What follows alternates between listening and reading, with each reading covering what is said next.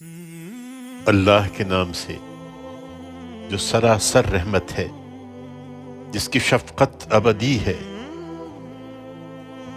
یہ سورہ الف لام را ہے۔ یہ اس کتاب کی آیتیں ہیں جو اپنا مدعا پوری وضاحت کے ساتھ بیان کرتی ہے۔ ہم نے اس کو عربی زبان میں قرآن بنا کر اتارا ہے تاکہ قریش مکہ تم اس کو اچھی طرح سمجھ سکو۔ اے پیغمبر، اس قرآن کی بدولت جو ہم نے تمہاری طرف وحی کیا ہے، ہم تمہیں ایک بہترین سرگزشت سناتے ہیں۔ حقیقت یہ ہے کہ اس طرح کی چیزوں سے تم اس سے پہلے بالکل بے خبر تھے۔ یہ اس وقت کا قصہ ہے جب یوسف نے اپنے باپ سے کہا، ابا جان، میں نے خواب دیکھا ہے کہ 11 ستارے ہیں اور سورج اور چاند ہیں۔ میں نے ان کو دیکھا کہ وہ مجھے سجدہ کر رہے ہیں۔ جواب میں اس کے باپ نے کہا، بیٹا، اپنا یہ خواب اپنے بھائیوں کو نہ سنانا، ایسا نہ ہو کہ وہ تمہارے خلاف کوئی سازش کرنے لگیں۔ اس میں شبہ نہیں کہ شیطان انسان کا کھلا دشمن ہے۔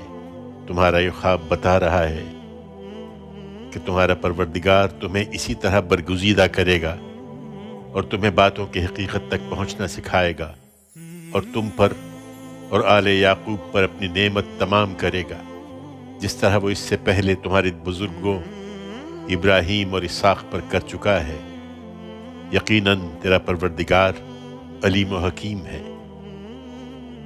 حقیقت یہ ہے کہ یوسف اور اس کے بھائیوں کی اس سرگزشت میں پوچھنے والوں کے لیے بہت سی نشانیاں ہیں۔ جب اس کے بھائیوں نے آپس میں کہا کہ یوسف اور اس کا بھائی ہمارے باپ کو ہم سے زیادہ محبوب ہیں، حالانکہ ہم ایک پورا جتھا ہیں، یقیناً ہمارا باپ ایک کھری ہوئی غلطی میں مبتلا ہے، اس کا علاج یہی ہے کہ یوسف کو قتل کر دو یا اس کو کہیں پھینک دو۔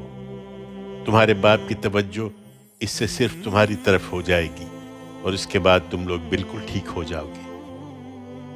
اس پر ان میں سے ایک کہنے والے نے کہا، یوسف کو قتل نہ کرو، اگر کچھ کرنا ہی ہے تو اس کو کسی اندھے کنویں کے تہہ میں پھینک دو، کوئی راہ چلتا قافلہ اسے نکال لے جائے گا۔ اس کے بعد وہ گئے اور انہوں نے اپنے باپ سے کہا، ابا جان، کیا بات ہے کہ یوسف کے معاملے میں آپ ہم پر بھروسہ نہیں کرتے؟ درحال کہ ہم اس کے سچے خیر خواہ ہیں، اسے کل ہمارے ساتھ جانے دیجیے، ذرا کچھ چر چگ لے اور کھیلے کودے، ہم اس کی حفاظت کے ذمہ دار ہوں گے۔ باپ نے کہا، مجھے یہ چیز افسردہ کر دیتی ہے کہ تم اسے لے جاؤ، اور ڈرتا ہوں کہ تم اس سے غافل ہو اور اسے بھیڑیا کھا جائے۔ انہوں نے جواب دیا، اگر اسے بھیڑیا نے کھا لیا جبکہ ہم ایک جتھا ہیں، تب تو ہم بڑے ہی نامراد ہوئے۔ اس طرح اصرار کر کے جب وہ یوسف کو لے گئے اور بالآخر طے کر لیا کہ اس کو کنویں کی تہہ میں پھینک دیں، اور ادھر ہم نے اس کو وحی کر دی کہ تم ایک دن ان کی اس حرکت سے انہیں ضرور آگاہ کرو گے جب انہیں کچھ خیال بھی نہ ہوگا، اور اس کو کنویں میں گرا کر وہ روتے پیٹتے کچھ رات گئے اپنے باپ کے پاس پہنچ گئے۔ انہوں نے آ کر کہا، ابا جان، ہم دوڑ کا مقابلہ کرنے میں لگ گئے تھے اور یوسف کو ہم نے اپنے سامان کے پاس چھوڑ دیا تھا کہ اتنے میں بھیڑیا آیا اور اس کو کھا گیا۔ مگر آپ تو ہماری بات کا یقین نہ کریں گے، اگرچہ ہم بالکل سچے ہوں۔ وہ اس بات کو ثابت کرنے کے لیے یوسف کے قمیص پر جھوٹ موٹ کا خون بھی لگا کر لے آئے تھے۔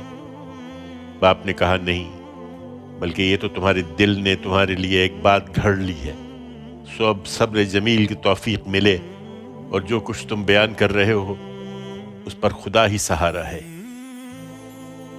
ادھر ایک قافلہ آیا اور انہوں نے اپنا پانی بھرنے والا بھیجا اور اس نے اپنے ڈول کنویں میں ڈالا۔ پھر یوسف کو دیکھا تو پکار اٹھا، خوشخبری ہو، یہ تو ایک لڑکا ہے۔ چنانچہ انہوں نے اس کو نکالا اور اس کو پونجی سمجھ کر چھپا لیا، اور جو کچھ وہ کر رہے تھے اللہ اس سے خوب واقف تھا۔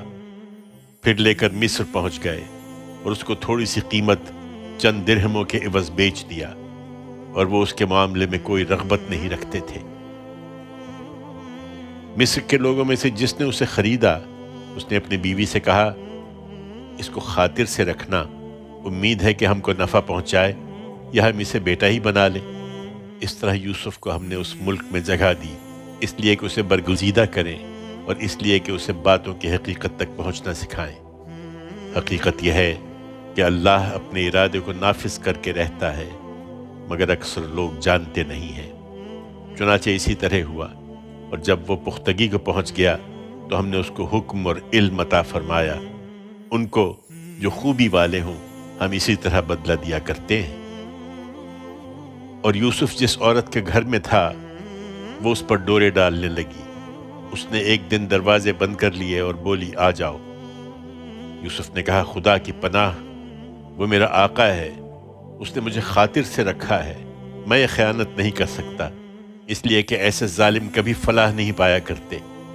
حقیقت یہ ہے کہ اس عورت نے تو یوسف کا ارادہ کر ہی لیا تھا، وہ بھی اگر اپنے پروردگار کی برہان نہ دیکھ لیتا تو اس کا ارادہ کر لیتا۔ اسی طرح ہوا تاکہ ہم اس سے برائی اور بے حیائی کو دور رکھیں۔ اس میں شبہ نہیں کہ وہ ہمارے برگزیدہ بندوں میں سے تھا۔ وہ دونوں آگے پیچھے دروازے کی طرف بھاگے اور یوسف کو روکنے کی کوشش میں عورت نے اس کا کرتا پیچھے سے کھینچ کر پھاڑ دیا۔ دروازے پر دونوں نے اس کے شوہر کو موجود پایا۔ اسے دیکھتے ہی عورت نے کہا، جو تیری بیوی کے ساتھ برائی کا ارادہ کرے اس کی سزا اس کے سوا کیا ہو سکتی ہے کہ قید کیا جائے یا اسے کوئی اور دردناک سزا دی جائے؟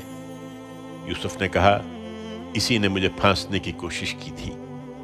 معاملہ آگے بڑھا تو عورت کے اپنے خاندان کے لوگوں میں سے ایک شخص نے قرینے کی شہادت پیش کی کہ اگر یوسف کا کرتا آگے سے پھٹا ہو تو عورت سچی ہے اور وہ جھوٹا ہے، اور اگر اس کا کرتا پیچھے سے پھٹا ہو تو عورت جھوٹی ہے اور وہ سچا ہے۔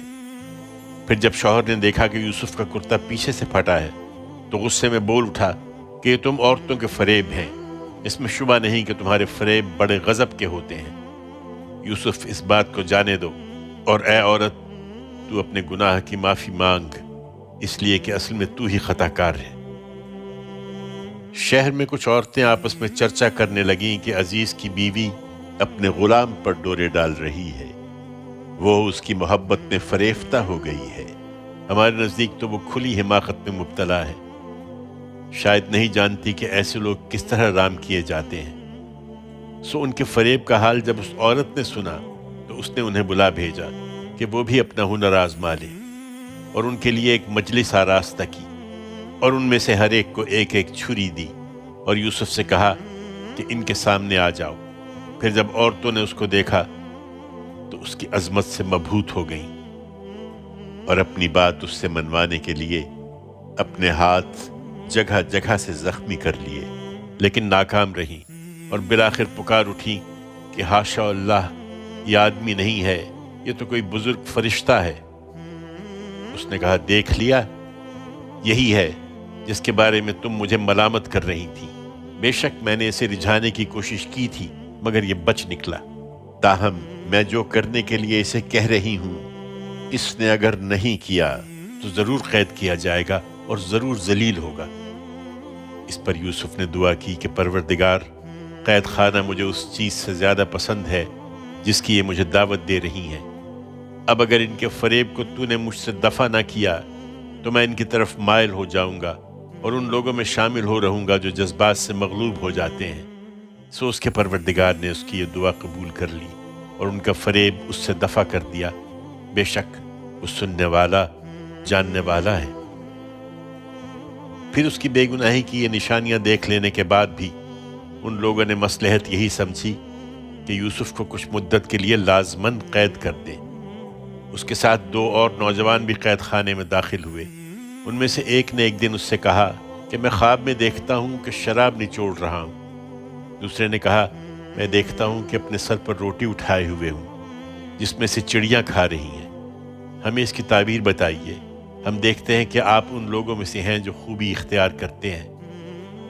یوسف نے کہا، یہاں جو کھانا تمہیں ملتا ہے وہ آئے گا نہیں کہ اس کے آنے سے پہلے میں تمہیں اس کی تعبیر بتا دوں گا۔ یہ اس علم میں سے ہے جو میرے رب نے مجھے سکھایا ہے۔ واقعہ یہ ہے کہ میں نے ان لوگوں کے مذہب کو چھوڑ دیا ہے جو اللہ پر ایمان نہیں رکھتے اور وہی آخرت کے منکر ہیں، اور میں نے اپنے بزرگوں ابراہیم، اسحاق اور یعقوب کا مذہب اختیار کر لیا ہے۔ ہم کو حق نہیں کہ ہم کسی چیز کو اللہ کا شریک ٹھہرائیں یہ ہم پر اور تمام انسانوں پر اللہ کا فضل ہے کہ اس نے یہ حقیقت اپنے پیغمبروں کے ذریعے سے واضح کر دی ہے، لیکن اکثر لوگ شکر گزار نہیں ہوتے۔ میرے زندہ کے ساتھیوں، کیا الگ الگ بہت سے خدا بہتر ہیں یا وہ ایک اللہ جو سب پر غالب ہے؟ تم اس کے سوا چند ناموں ہی کی بندگی کر رہے ہو جو تم نے اور تمہارے باپ دادا نے رکھ لیے ہیں۔ اللہ نے ان کی کوئی سند نہیں اتاری ہے، اقتدار صرف اللہ کا ہے۔ اس نے حکم دیا ہے کہ خود اس کے سوا کسی کی بندگی نہ کرو۔ یہی دین قیم ہے، مگر بہت سے لوگ اس حقیقت کو نہیں جانتے۔ میرے زندہ کے ساتھیوں، تمہارے خواب کی تعبیر یہ ہے کہ تم میں سے ایک تو اپنے منصب پر بحال ہو جائے گا اور اپنے آقا کو شراب پلائے گا، رہا دوسرا تو اسے سولی دی جائے گی، پھر پرندے اس کا سر نوچ نوچ کر کھائیں گے۔ اس بات کا فیصلہ ہوا جس کے بارے میں تم دونوں پوچھ رہے تھے۔ ان میں سے جس کی نسبت یوسف نے خیال کیا کہ وہ رہا ہو جائے گا، اس نے اس سے کہا کہ اپنے آقا سے میرا ذکر کرنا، مگر شیطان نے اس کو اپنے آقا سے یہ ذکر کرنا بھلا دیا، اور یوسف کئی سال تک اسی طرح قید خانے میں پڑا رہا۔ پھر ایک دن بادشاہ نے اپنے دربار کے لوگوں سے کہا، میں خواب میں دیکھتا ہوں کہ 7 موٹی گائیں ہیں جنہیں 7 دبلی گائیں کھا رہی ہیں، اور 7 بالیں ہری اور دوسری 7 سوکھی ہیں، اور وہ بھی ہری بالیوں کو کھا رہی ہیں۔ دربار کے لوگوں، مجھے میرے خواب کی تعبیر بتاؤ اگر تم خواب کی تعبیر دیتے ہو۔ لوگوں نے کہا، یہ پریشان خواب ہیں اور ہم اس طرح کے خوابوں کی تعبیر نہیں جانتے۔ ان 2 قیدیوں میں سے جو چھوٹ گیا تھا اور اسے ایک مدت کے بعد یاد پڑا، اس نے کہا، میں آپ لوگوں کو اس کی تعبیر بتاؤں گا۔ جاننا چاہتے ہوں تو مجھے ذرا قید خانے میں یوسف کے پاس بھیج دیجیے۔ اس نے جا کر کہا، یوسف، اے سراپا راستی، ہمیں 7 موٹی گایوں کے بارے میں بتاؤ جنہیں 7 دبلی گائیں کھا رہی ہیں، اور 7 ہری اور دوسری 7 سوکھی بالیوں کے بارے میں، اس لیے کہ میں لوٹ کر ان لوگوں کے پاس جاؤں تاکہ اٹکل کے تیر چلانے کے بجائے وہ بھی جان لیں کہ اس خواب کی حقیقت کیا ہے۔ یوسف نے کہا، 7 برس تک تم برابر کھیتی کرو گے، لہٰذا جو فصل تم کاٹو اس میں سے تھوڑا سا نکال کر جو تم کھاؤ گے باقی سب اس کی بالیوں میں چھوڑ دو تاکہ خراب نہ ہو۔ اس کے بعد پھر 7 برس بہت سخت آئیں گے، جو تھوڑی مقدار کے سوا جسے تم محفوظ کر لو گے وہ غلہ کھا جائیں گے جو ان برسوں کے لیے تم نے فراہم کیا ہوگا۔ اس کے بعد پھر 1 سال ایسا آئے گا کہ جس میں باران رحمت سے لوگوں کی فریاد رسی کی جائے گی اور وہ اس میں انگور نچوڑیں گے۔ یہ تعبیر دربار میں سنائی گئی تو بادشاہ نے کہا، اسے میرے پاس لاؤ۔ مگر جب قاصد یوسف کے پاس اسے لینے کے لیے پہنچا تو اس نے کہا، اپنے آقا کے پاس واپس جاؤ اور اس سے پوچھو کہ ان عورتوں کا کیا معاملہ ہے جنہوں نے اپنے ہاتھ کاٹ لیے تھے۔ میرا پروردگار تو ان کے فریب سے خوب واقف ہے۔ بادشاہ نے انہیں بلا کر پوچھا، تمہارا کیا ماجرا ہے؟ جب تم نے یوسف کو پھسلانے کی کوشش کی تھی سب نے گواہی دی کہ حاشا اللہ، ہم نے اس میں برائی کا کوئی شائبہ تک نہیں پایا۔ عزیز کی بیوی بھی بول اٹھی، اب حق کھل چکا ہے، یہ میں ہی تھی جس نے اس کو پھسلانے کی کوشش کی تھی، اس میں شبہ نہیں کہ وہ بالکل سچا ہے۔ یوسف نے کہا، اس سے میری غرض یہ تھی کہ عزیز یہ جان لے کہ میں نے در پردہ اس کی خیانت نہیں کی تھی، اور یہ کہ جو خیانت کرتے ہیں ان کی چال کو اللہ چلنے نہیں دیتا۔ میں کچھ اپنے نفس کی برات نہیں کر رہا ہوں، نفس تو برائی پر اکساتا ہی ہے، الا یہ کہ جب میرا پروردگار رحم فرمائے۔ حقیقت یہ ہے کہ میرا پروردگار بڑا بخشنے والا ہے، اس کی شفقت ابدی ہے۔ بادشاہ نے کہا، اس کو میرے پاس لاؤ، میں اسے اپنے لیے خاص رکھوں گا۔ پھر جب اس سے بات چیت کی تو اس قدر متاثر ہوا کہ اس نے کہا، اب تم ہمارے ہاں صاحب اقتدار ہو اور تم پر بھروسہ کیا جائے گا۔ یوسف نے کہا، اس ملک کے خزانے میرے سپرد کر دیجئے، اس لیے کہ میں حفاظت کرنے والا بھی ہوں اور علم بھی رکھتا ہوں۔ یوسف کو اس طرح ہم نے اس ملک میں اقتدار عطا فرمایا، وہ اس میں جہاں چاہے اپنی جگہ بنائے۔ ہم اپنی رحمت سے جس کو چاہتے ہیں نوازتے ہیں، اور خوبی اختیار کرنے والوں کا اجر ہم کبھی ضائع نہیں کرتے۔ آخرت کا اجر البتہ ان لوگوں کے لیے اس سے کہیں بڑھ کر ہے جو ایمان لائے اور خدا سے برابر ڈرتے رہے۔ اس کے کئی برس بعد یوسف کے بھائی مصر آئے اور اس کے ہاں بھی حاضر ہوئے، تو اس نے انہیں پہچان لیا، مگر انہوں نے یوسف کو نہیں پہچانا۔ پھر ان کی واپسی کے وقت جب اس نے ان کا سامان تیار کرایا تو ان سے کہا، اب آؤ گے تو اپنے سوتیلے بھائی کو بھی میرے پاس لانا۔ دیکھتے نہیں ہو کہ میں غلہ بھی پورے پیمانے سے دیتا ہوں اور بہت اچھی میزبانی کرنے والا بھی ہوں، لیکن اگر تم اس کو میرے پاس نہیں لاؤ گے تو نہ میرے پاس تمہارے لیے غلہ ہے اور نہ تم میرے قریب پھٹکنا۔ انہوں نے کہا، ہم اس کے بارے میں اس کے باپ کو راضی کرنے کی کوشش کریں گے اور ہم یہ ضرور کر لیں گے۔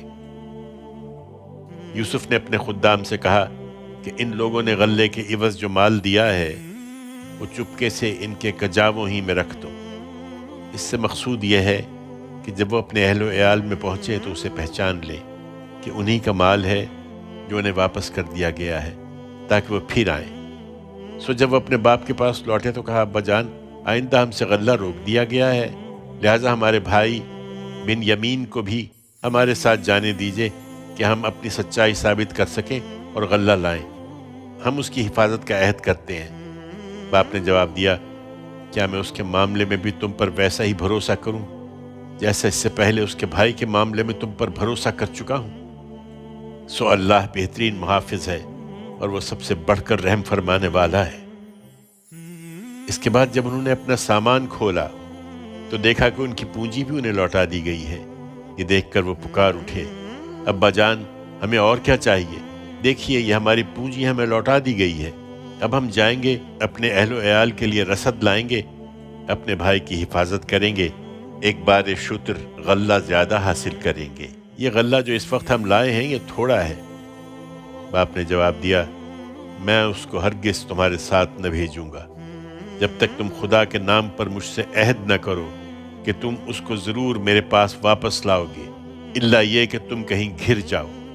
سو اس کے اصرار پر جب انہوں نے اس کو اپنا پکا قول دے دیا تو اس نے کہا، یہ قول و قرار جو ہم کر رہے ہیں اس پر اللہ نگہبان ہے۔ پھر روانہ ہونے لگے تو اس نے ان کو ہدایت کی کہ میرے بیٹو، تم سب ایک ہی دروازے سے مصر کے دارالسلطنت میں داخل نہ ہونا، بلکہ الگ الگ دروازوں سے جانا۔ مجھے معلوم ہے کہ یہ محض ایک تدبیر ہے اور اللہ کے مقابل میں تمہارے کچھ بھی کام آنے والا نہیں ہوں۔ تمام اختیار تو اللہ ہی کا ہے، میں نے اسی پر بھروسہ کیا ہے اور بھروسہ کرنے والوں کو اسی پر بھروسہ کرنا چاہیے۔ چنانچہ جس وقت وہ شہر میں داخل ہوئے جہاں سے ان کے باپ نے ان کو ہدایت کی تھی، تو ایسا ہی تھا کہ اگر اللہ کی طرف سے ان کے لیے کچھ لکھا ہوتا تو اللہ کے مقابل میں وہ ان کے کچھ بھی کام آنے والا نہیں تھا۔ ہاں، بس یعقوب کے دل میں ایک خواہش تھی جو اس نے پوری کر لی۔ اس میں شبہ نہیں کہ وہ اس علم سے بہرہ مند تھا جو ہم نے اسے سکھایا تھا، مگر اکثر لوگ جانتے نہیں ہیں۔ اور یہ لوگ جب یوسف کے حضور پہنچے تو اس نے اپنے بھائی کو خاص اپنے پاس جگہ دی۔ پھر تنہائی کے کسی وقت میں اس نے اسے بتایا کہ میں تمہارا بھائی یوسف ہوں، سو جو کچھ یہ کرتے رہے ہیں اب اس کا غم نہ کرو۔ پھر ان کی واپسی کے وقت جب ان کا سامان تیار کرایا تو اپنا پیالہ ازراہ محبت اپنے بھائی کے سامان میں رکھ دیا۔ اس کے بعد خدا کی قدرت سے ایسا ہوا کہ عین اسی وقت ایک پکارنے والے نے پکارا کہ قافلے والو، تم یقیناً چور ہو۔ انہوں نے ان کی طرف پلٹ کر پوچھا، تمہاری کیا چیز کھوئی گئی ہے؟ انہوں نے جواب دیا، ہم بادشاہ کا پیمانہ نہیں پا رہے ہیں۔ ان کے جمعدار نے کہا، اور جو اس کو لائے گا اس کے لیے ایک بار شتر غلہ ہے، میں اس کا ذمہ لیتا ہوں۔ یوسف کے بھائیوں نے کہا، خدا کی قسم، تمہیں معلوم ہے کہ ہم اس لیے نہیں آئے کہ اس ملک میں فساد کریں، اور ہم چوری کرنے والے لوگ نہیں ہیں۔ انہوں نے کہا، اگر تم جھوٹے ثابت ہوئے تو چور کی کیا سزا ہے؟ انہوں نے کہا، اس کی سزا جس کے سامان سے کھوئی ہوئی چیز نکلے وہ آپ ہی اپنی سزا میں رکھ لیا جائے۔ اس طرح کے ظالموں کو ہم یہی سزا دیا کرتے ہیں۔ اس پر اس شخص نے یوسف کے بھائی کی خرجی سے پہلے ان کی خرجیوں کی تلاشی لینا شروع کی۔ پھر بادشاہ کا پیمانہ تو نہیں ملا، لیکن اس کے بھائی کی خرجی سے اس نے وہ پیالہ برآمد کر لیا جو یوسف نے رکھا تھا۔ ہم نے اس طرح یوسف کے لیے اس کے بھائی کے روکنے کی تدبیر کی، اس لیے کہ بادشاہ کے قانون کی روح سے وہ اپنے بھائی کو روکنے کا مجاز نہ تھا، الا یہ کہ خدا ہی چاہے۔ ہم جس کے درجے چاہتے ہیں بلند کر دیتے ہیں، اور حقیقت یہ ہے کہ ایک علم والا ہر صاحب علم سے بالا تر ہے۔ بھائیوں نے یہ دیکھا تو کہا، اگر یہ چوری کرے تو کچھ تعجب کی بات نہیں ہے، اس سے پہلے اس کا ایک بھائی بھی چوری کر چکا ہے۔ یہ سراسر تہمت تھی، مگر یوسف نے اس کو اپنے دل ہی میں رکھا، ان پر اسے ظاہر نہیں کیا، بس اپنے جی میں اتنی بات کہہ کر رہ گیا کہ تم لوگ بڑے ہی برے ہو، اور جو کچھ تم بیان کر رہے ہو اللہ اس کو خوب جانتا ہے۔ انہوں نے کہا، اے عزیز، اس کا ایک بہت بوڑھا باپ ہے، سو اس کی جگہ آپ ہم میں سے کسی کو رکھ لیجئے، ہم دیکھ رہے ہیں کہ آپ بڑے نیک نفس انسان ہیں۔ یوسف نے کہا، خدا کی پناہ کہ جس کے پاس ہم نے اپنی چیز پائی ہے ہم اس کے سوا کسی اور کو پکڑیں، اس صورت میں تو ہم بڑے ہی ظالم ٹھہریں گے۔ اس کا یہ جواب سن کر جب وہ اس سے مایوس ہو گئے تو آپس میں مشورے کی غرض سے الگ بیٹھ گئے۔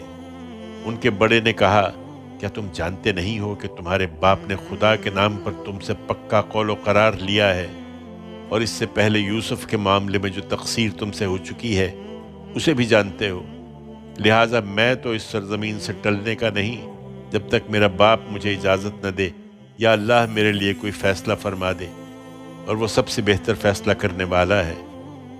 تم اپنے باپ کے پاس جاؤ اور ان سے کہو کہ ابا جان، آپ کے بیٹے نے چوری کی ہے، اور ہم نے وہی بات کہی ہے جو ہمارے علم میں آئی ہے، ہم غیب کے نگہبان نہیں ہیں۔ آپ اس بستی کے لوگوں سے پوچھ لیجئے جہاں ہم رہے ہیں، اور اس قافلے سے پوچھ لیجئے جس کے ساتھ ہم آئے ہیں، ہم بالکل سچے ہیں۔ ان کے باپ نے یہ داستان سنی تو کہا، نہیں، بلکہ تمہارے دل نے تمہارے لیے ایک بات بنا لی ہے، اس لیے صبر جمیل ہی بہتر ہے۔ امید ہے کہ اللہ ان سب کو میرے پاس لے آئے گا، یقیناً وہی علیم و حکیم ہے۔ اس نے یہ کہہ کر ان سے منہ پھیر لیا اور کہا، ہائے یوسف، اور غم سے اس کی آنکھیں سفید پڑ گئی تھیں اور وہ گھٹا جا رہا تھا۔ بیٹوں نے کہا، خدا کی قسم، آپ یوسف ہی کو یاد کیے جائیں گے، یہاں تک کہ اپنے آپ کو گھلا دیں گے یا ہلاک ہو جائیں گے۔ اس نے کہا، میں اپنی پریشانی اور اپنے غم کا شکوہ اللہ ہی سے کرتا ہوں، اور اللہ کی طرف سے وہ باتیں جانتا ہوں جو تم نہیں جانتے۔ میرے بیٹو، جاؤ، یوسف اور اس کے بھائی کی ٹوہ لگاؤ، اور اللہ کی رحمت سے مایوس نہ ہو۔ اللہ کی رحمت سے تو صرف منکر لوگ ہی مایوس ہوتے ہیں۔ پھر جب وہ اگلی مرتبہ یوسف کی پیشی میں داخل ہوئے تو انہوں نے گڑ گڑا کر عرض کیا، اے عزیز، ہم اور ہمارے اہل و عیال بڑی مصیبت میں مبتلا ہیں، اور ہم کچھ حقیر سی پونجی لے کر حاضر ہو گئے ہیں، سو عنایت فرمائیے اور ہمیں پورا غلہ دیجیے اور ہم پر خیرات بھی کیجیے۔ اس میں شبہ نہیں کہ اللہ خیرات کرنے والوں کو اچھا بدلہ دیتا ہے۔ ان کی یہ التجا سن کر یوسف سے رہا نہ گیا۔ اس نے کہا، تمہیں کچھ پتہ ہے کہ جب تم جہالت میں مبتلا تھے تو یوسف اور اس کے بھائی کے ساتھ تم کیا کر گزرے؟ وہ چونک کر بولے، کیا واقعی میں تم ہی یوسف ہو؟ اس نے کہا، ہاں، میں یوسف ہوں، اور یہ میرا بھائی ہے۔ اللہ نے ہم پر عنایت فرمائی ہے۔ حقیقت یہ ہے کہ جو خدا سے ڈرتے اور ثابت قدم رہتے ہیں ان کا اجر انہیں لازماً ملتا ہے، اس لیے کہ اللہ ان لوگوں کا اجر ضائع نہیں کرتا جو خوبی سے عمل کرنے والے ہیں۔ انہوں نے کہا، بخدا کو شک نہیں کہ اللہ نے تم کو ہمارے اوپر برتری عطا فرمائی ہے، اور کچھ شک نہیں کہ ہم ہی قصوروار تھے۔ یوسف نے کہا، اب تم پر کوئی الزام نہیں، اللہ تمہیں معاف کرے، اور وہ سب رحم کرنے والوں سے بڑھ کر رحم فرمانے والا ہے۔